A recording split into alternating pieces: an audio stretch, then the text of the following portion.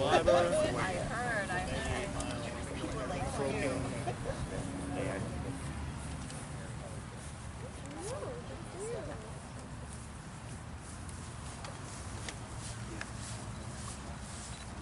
Hello, thank you all for attending this announcement today. I would like to thank two individuals who worked closely with myself, my office, over the course of these last 18-19 months since I've joined Congress to help make this announcement a reality today. There's certainly a lot of history that goes with today's announcement, which we will get to over the course of my opening remarks. But over the course of the last 19 months, we've worked especially close with Senator Schumer, Legislator Anker, who is here, and I want to thank both of them. We are joined by many elected officials, local civic, community, and bicycle groups. I want to thank everyone for attending today's press conference. Living on Long Island, we are blessed with so many natural treasures, including our world-renowned parks and beaches, many of which are connected through our scenic biking and hiking trails.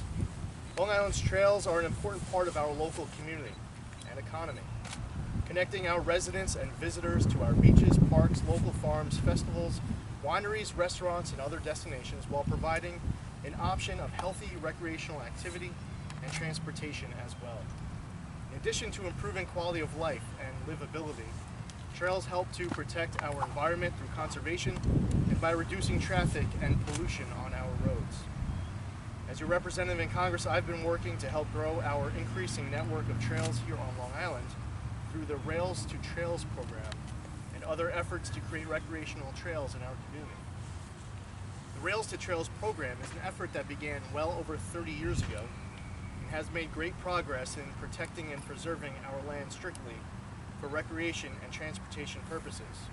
To provide a brief history, when I was 3 years old, in 1983, through the National Trail Systems Act, sorry to date those who are mad at me now. Through the National Trail Systems Act, Congress authorized the preservation of decommissioned railroad tracks for the creation of recreational trails for bicycling and hiking, allowing railroads to donate or sell unprofitable rail lines for the purpose of preservation to local governments or nonprofits for the creation of a trail. This landmark law came in response to public concern over the large amount of abandoned rail tracks being left behind by the struggling railroad industry. There was a period of deregulation through the 1980s Staggers Rail Act and the subsequent discontinuation of unprofitable routes. So in the early 1980s, there was between 4,000 and 8,000 miles of unprofitable rail lines which were abandoned each year. The Rails to Trails Conservancy has made great progress in protecting and preserving our land, converting abandoned rail tracks to trails, which in turn has helped grow our economy and improve our quality of life and environment. Back in 1986, after this law was enacted, there were only 250 miles of rail-to-trail conversions. Now, as a result of the National Trail Systems Act, there has been over 21,000 miles of rail-to-trails conversions. We must continue this progress. In Congress, I've been working as part of a bipartisan coalition with various levels of government to protect our parks and expand our growing network of trails. Working closely with my colleagues in government, we were able to get back on track an 80% federally funded Rails to Trails project right here in Brookhaven, which includes one hamlet in Riverhead, Wading River. This new Rails to Trails project, which will stretch from Port Jefferson to Wading River, is a $9.51 million project that is 80% federally funded with a 20% local match. This new 10-mile trail will include 6 hamlets of Brookhaven Town, including Port Jefferson Station, Mount Sinai, Miller Place, Sound Beach, Rocky Point, and Shoreham, and one hamlet in Riverhead, Wading River. This land, which was formerly Long Island Railroad tracks, has been discussed as being converted to a trail since as early as 2001, when Mike Cosell spoke to then legislator Martin Haley. And at that time, I was 21 years old. But after long being stalled, we gather here today to announce that this project is now scheduled for completion in 2018. The Rails to Trails program is an important initiative that helps protect and preserve our natural resources and aid our growing network of trails on Long Island, which which I've been working to expand over the course of these past 19 months. In December 2015, Congress passed the Protecting Americans from Tax Hikes Act, PATH Act, which was signed into law and saved the Land and Water Conservation Fund after the previous Congress had allowed this program to lapse. This important legislation protected critical funding that is used to preserve parks, beaches, trails, and other outdoor recreation sites through this fund. Through grants targeted at the local level, this program has funded over 75 parks in Suffolk County alone. Additionally, within the 2015 Surface Transportation Bill, which was signed into law, I acted on a bipartisan basis to help secure $835 million in annual funding, which will increase to $850 million in 2020, for the Transportation Alternatives Program, TAP, key funding to improve walkability and bicycle access on Long Island. In 2014 alone, the 1st Congressional District received $4.8 million in federal matching funds through this program, which is used to construct new recreational trails and bike lanes, and to maintain and improve the ones already on Long Island. This funding also supports the Safe Routes to School program, which helps school districts repair cracked sidewalks, unsafe intersections, and bike lanes that local students rely upon. It's important that we all continue our efforts to ensure that the Port Jeff to Wading River Trail is completed by 2018. Since the previous funding sat unused for over 5 years, it was in danger of being canceled and repurposed. Myself, Senator Schumer, Legislator Anker, with bipartisan advocacy working across different levels of government, restored this funding so that this project can move forward. And we are standing in front of where this trail will be located. It's not often that we have a press conference where there are all of the wires and these energy assets as a good backdrop, but this is actually where the trail, this 10-mile trail, will be passing through a 10-mile stretch, Port Jefferson to Wading River. At this time, I'd like to introduce Suffolk County Legislator Sarah Anker. Before I do, as I mentioned, that this started with an idea between Mike Cosell, who is no longer with us, but he is with us in spirit, and a conversation with Suffolk County Legislator Martin Haley.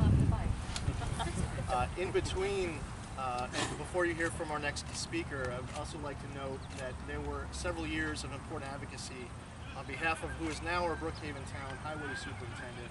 He was at that time the Suffolk County Legislator Dan LaSquadro. You'll hear from him in a few minutes, but I'd like to thank him at this time as well for all of his work through those years. At this time, I'd like to call upon Legislator Anker. Thank you, Lee. Wow, thank you.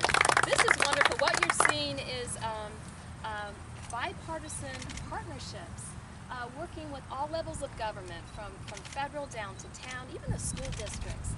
You're looking at how the county, all the departments across Suffolk County working together, county executive, the legislature, we all have to work together to create this safe place. And you know, you think about the trains and the history of the trains. The trains created America, and here we are, we're back to square one. We need to recreate the history here and keep our kids safe. And the most important part about this Rails to Trails project is the safety factor.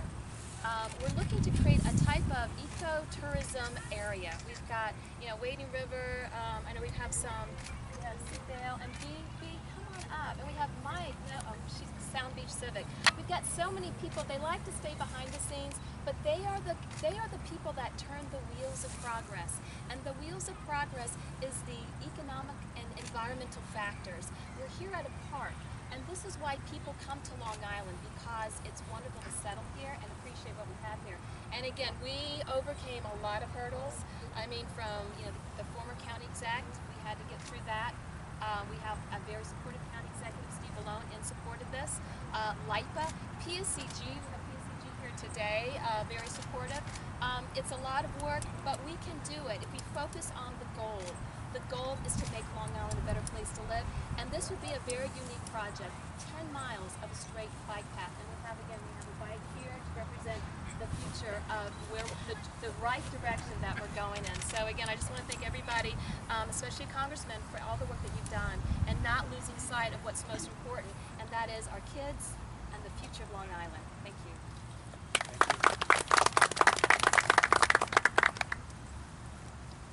Next, I would like to call up Brookhaven Town Supervisor Ed Romaine. Supervisor Romaine, in many cases, has been a mentor of mine through the years to ensure that we are paying attention to these local conservation and environmental issues, which he has prioritized so much through his public service. And I appreciate him being here and for everything that he has taught me along the way. Supervisor Romaine. Thank you very much. It's a great day for Brookhaven. It's a great day for recreation in Brookhaven. Some time ago, over in Setauket, I was able to cut a ribbon for the Green Whales Trail that goes from Setauket to Port Jefferson. That got done before this. I've never seen a trail more heavily used, more greatly enjoyed. I believe that this trail will do the exact same thing. And quite frankly, it would not have happened without the hard work of a lot of people. I remember sitting in the legislature with Dan LaSquadra as he fought for this. And obviously that torch was carried by Sarah Anker. And Marty Haley is still around, and I talked to Marty. And we're going to take this and make this something that people can enjoy. A safe place to ride a bike, a safe place to walk, a safe place to jog, a safe place in our communities where people can enjoy the benefits of the community without the traffic whizzing around them. I think this speaks volumes. And I know this would not have happened without our federal representative, Lee Zeldin, stepping forward, working across party lines, getting this done. So Congressman Zeldin, thank you for your leadership on this issue. I think this will be a great addition to what we have to offer for recreation in the town of Brookhaven. Thank you again.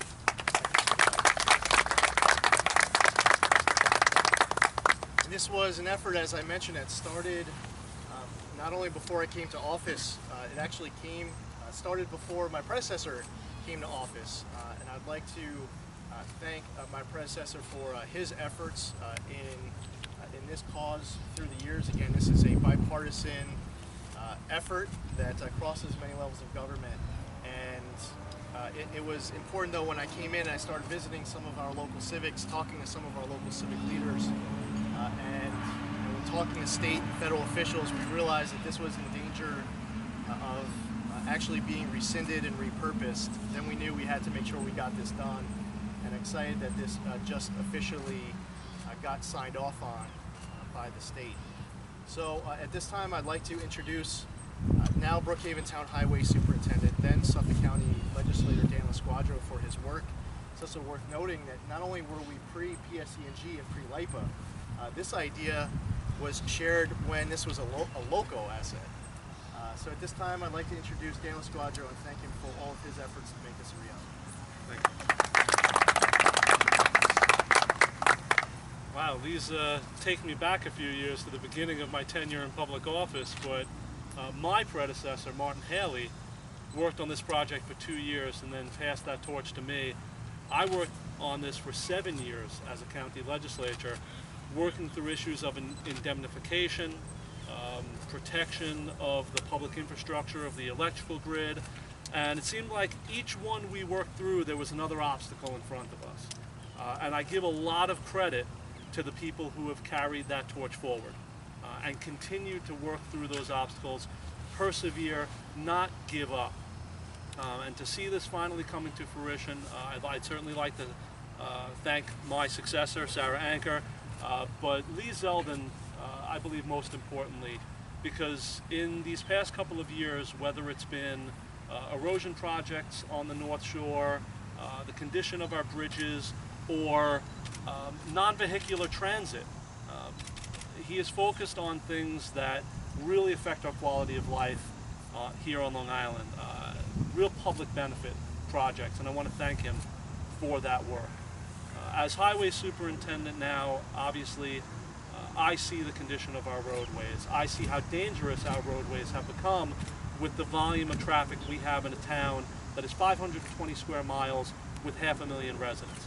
A project like this that gets that non-vehicular transit off of our roadways onto a separate shared use path.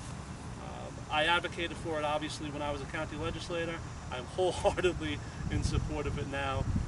and it is extremely gratifying to be here today with these people who have helped bring this to fruition. So again, thank you to everyone involved.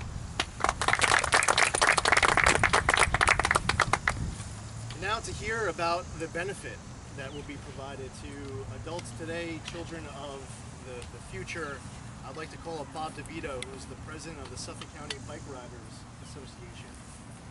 And he can speak a little bit about the benefit that we'll see once this project is completed for all the bike riders that he's proud to represent.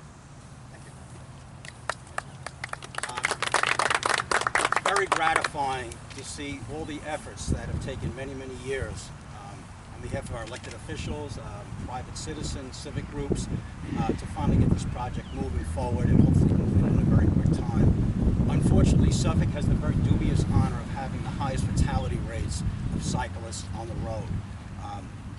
We constantly, when we're out riding, whether in groups or alone, always are concerned.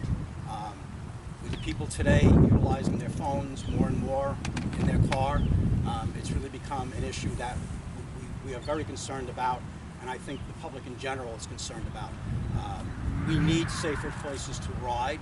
We need areas where the public can go and relax and not have to worry about vehicle traffic in general.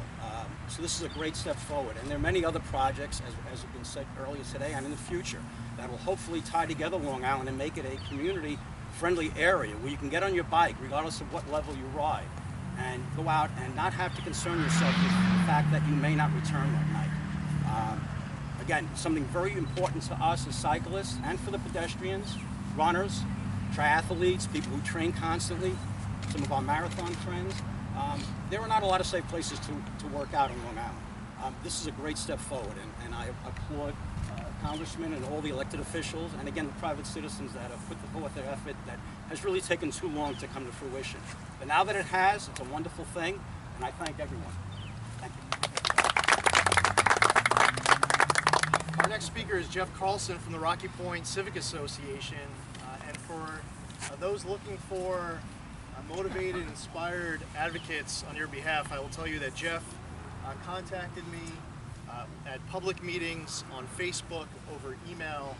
There was no way that this press conference was ever going to happen if not for all the great advocates over here you're hearing from now. I'd like to call up Jeff to say a few words, and I thank him for being so motivated and persistent to make sure that this was a reality. Jeff. Okay, so I'm a Rocky Point resident, and I represent the Rocky Point Civic Association on a rail trail advisory board that legislator Anker has, I guess she chairs, and along with all the other the local civic groups. And this project has always had tremendous support from all the surrounding communities, and we're really happy that this is finally getting somewhere. This has been touched on by everybody else that spoke before me. This is a bipartisan thing. This has nothing to do with politics. It's a quality of life issue for everybody that lives around here. I'm an athlete myself. My wife is an athlete. We live in Rocky Point up in the hills in North Shore Beach, and there's not a lot of places for my kids to ride their bikes. It's a lot of traffic, tight, narrow, winding roads. People need to think of this project as though it were like a linear park. It's not just a way to get from A to B. There's, all kinds of activities can go on here. Hopefully it leads to other community projects for the Eagle Scouts, building benches, community gardens, that type of thing. Skateboards, I guess any mode of transportation is safe. So I'm really excited that this is finally getting somewhere. Thank you. I'd also like to note that we're joined by Greg Blower from Senator LaValle's office and Jeff Meyer, Vice President of the Suffolk County Bike Riders Association. Thank you to Greg and Jeff. Our next speaker is Ashley Hunt Moderano, who's the Director of Marketing and Events of the Citizens Climate Education and previously served on the board of the Suffolk County Bike Riders Association. She's here with her bike. Maybe she'll share with you how the last 98 miles of a recent trip went with a broken keister. Ashley. Thanks. Thank you. That's all right. I told him that story story before not knowing he was going to say that in public. We're all friends here. We're all friends. All right, so before I get into the details of that story, which I'm sure you all want to know, I just want to reiterate what everyone before me has said. Long Island, we have so many cars on the road. You know, we are very congested. It affects our air quality. There are a lot of ozone days in Suffolk County, and something that we can do to reduce those ozone days is to use alternative forms of transportation.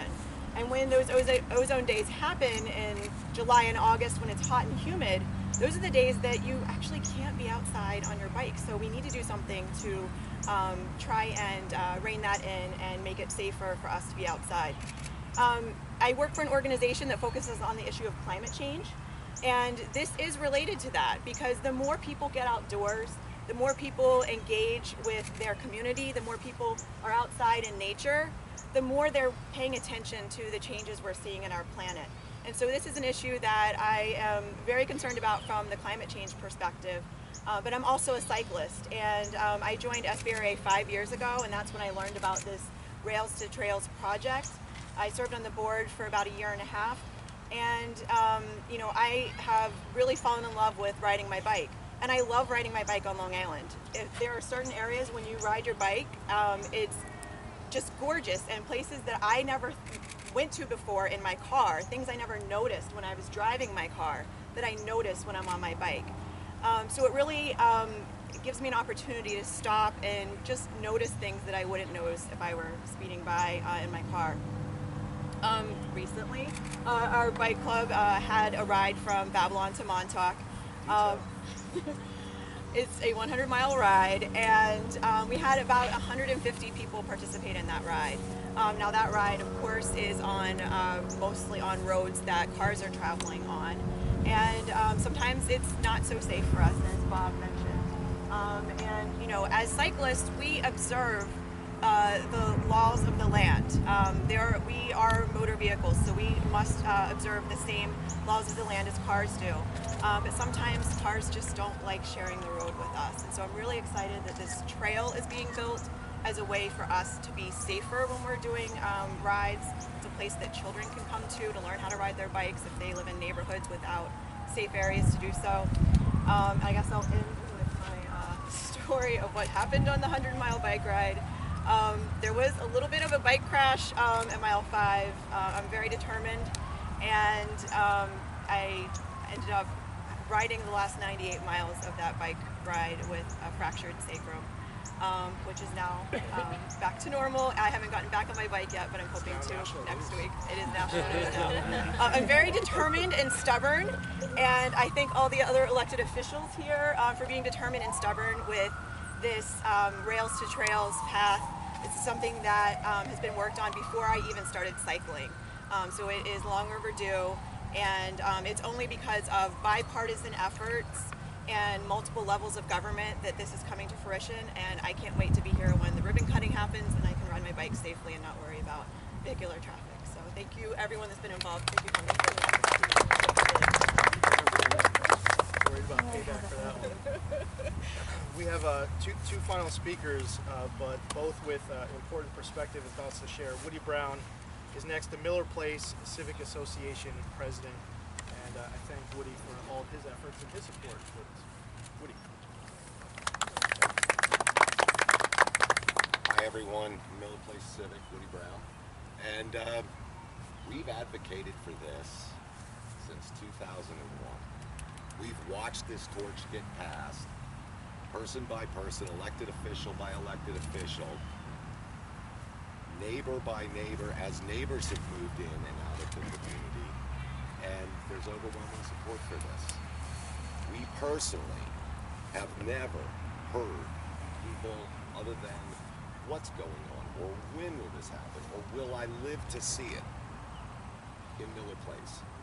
We've always thought that this represents the opportunity, as the old train station, which sat right over here, did, to connect our communities. Rocky Point to Miller Place, Sound Beach to Miller Place to Rocky Point.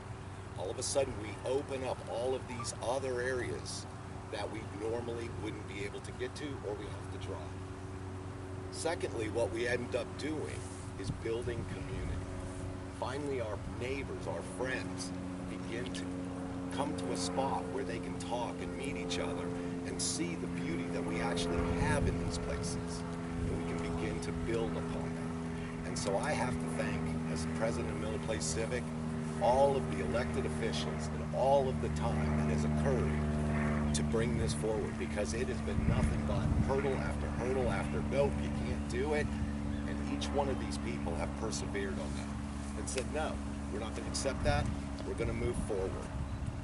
And today, wow, it's an exciting day, and I want to thank each and every one of you, all the task force, obviously Mr. Zeldin, longtime Mr. Lasquadro, Mr. Romaine, and the bike clubs, and everybody involved. And of course, it probably would not continue without Miss Anchor.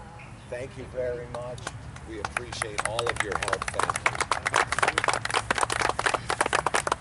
Our final speaker is Sid Bale from the Wading River Civic Association. As I mentioned, this is a project not just in Brookhaven, but stretches all the way into our neighboring town of Riverhead. Sid? And Brookhaven. And Brookhaven. Okay, good morning. This is a very exciting time for all of us who've been following this for many, many years, and sometimes we've gotten a little bit frustrated. When you read that it took 11 months to build the Empire State Building. Now, when Congressman Zeldin said that this could be completed by 2018, that's really uplifting, because that would put us ahead of the schedule for the completion of the Great Wall of China. So I hope this really does happen in 2018. Just one point. One of my members, Bruce Kagan, who's here today, pointed out, a devout biker. I think that's his religion. When the forms, when they ask for religion, he puts biker. But he pointed out that it's not just about people who bike. People like me. I'm largely a walker, I can picture young parents with strollers and grandparents, and even maybe Congressman Zeldin 40 years from now, the grandparent, utilizing it. So I'm really looking forward to 2018. Thank you very much. Well, thank you all again for attending. And to Sid's point, I would agree that we're in no rush on that, as my daughters still haven't turned 10 yet. So got plenty of time to wait for that. Very briefly, again, sum up: 10 miles of stretch, Port Jefferson to Wading River, $9.51 million, 80% federally funded. The county, the state, local town, civics have all done so much to make this possible. Scheduled for completion in 2018. Any questions from the media on topic? What's the history of the railroad trail? You mentioned that this is part of the program where the railroad would donate decommissioned tracks. Is that what happened here? So in 2001, Mike Cosell approached County Legislator Martin Haley over a local-owned asset, 300 to 500 feet on average south of Route 25A from Fort Jefferson to Wading River, to utilize this federal program to help secure assets with a local cost share in order to take this area and put it to good productive use with a goal of allowing for biking and hiking in a safer environment. But the best lens to have as far as the conversion is exactly what this area not just looks today, but how it looked in 2001 under prior elected officials, but also prior owned assets, and utilizing a program to. By the way, there are multiple programs available for local communities to improve walkability, to have safe routes, to have increased bike traffic in a safer environment. So I guess we're wondering, was this a Long Island Railroad track? Was freight track? Yeah. What was it used for? Long time ago. This is this was all once. This is unused Long Island Railroad asset.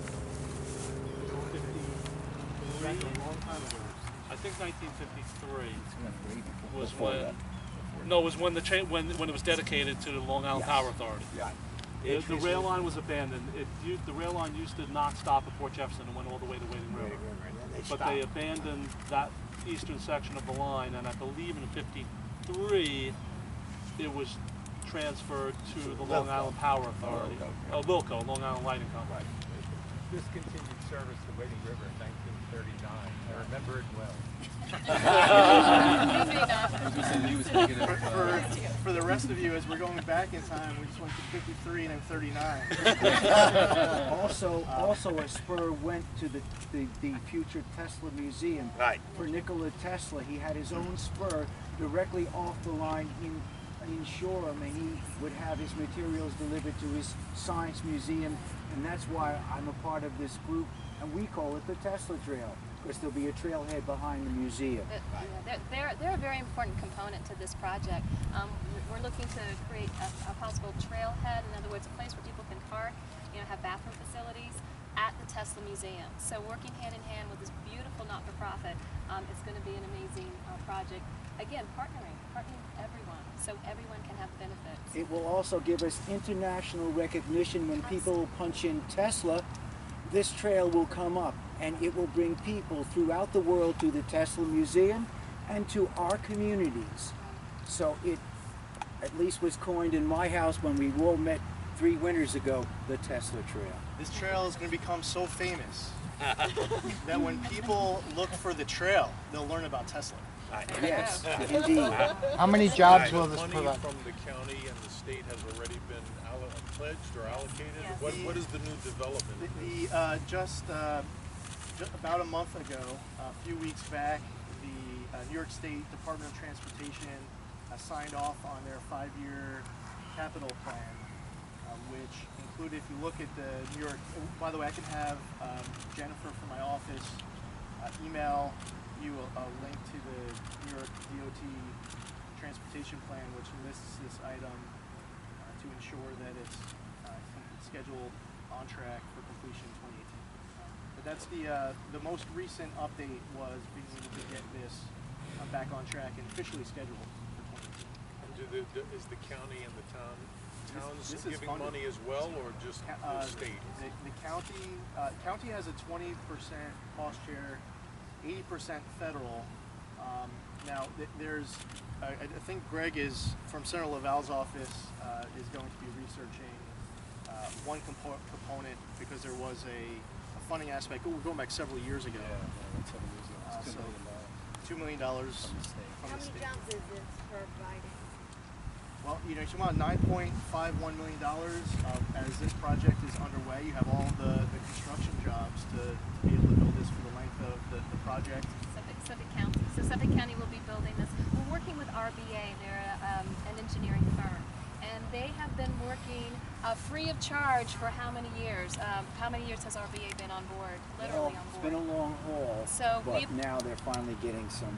we approved about almost $850,000 to go towards this project. So money is already being allocated by Suffolk County through, of course, that with federal funds. And RBA, based out of Melville, one of the advantages with this project, they've already completed the design work for this. So what you see as normally the next step of this project has actually been completed already, thanks to the partnership with RBA at Melville. Congressman, can I just add something to that?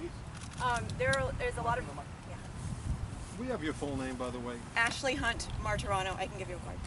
There's a lot of economic research that demonstrates that when you provide trails like this in communities, that it creates jobs in the surrounding communities, because people don't just go on the trail. They spend money when they're on the trail. They stop to buy bottled water. They stop to get ice cream. They buy a snack.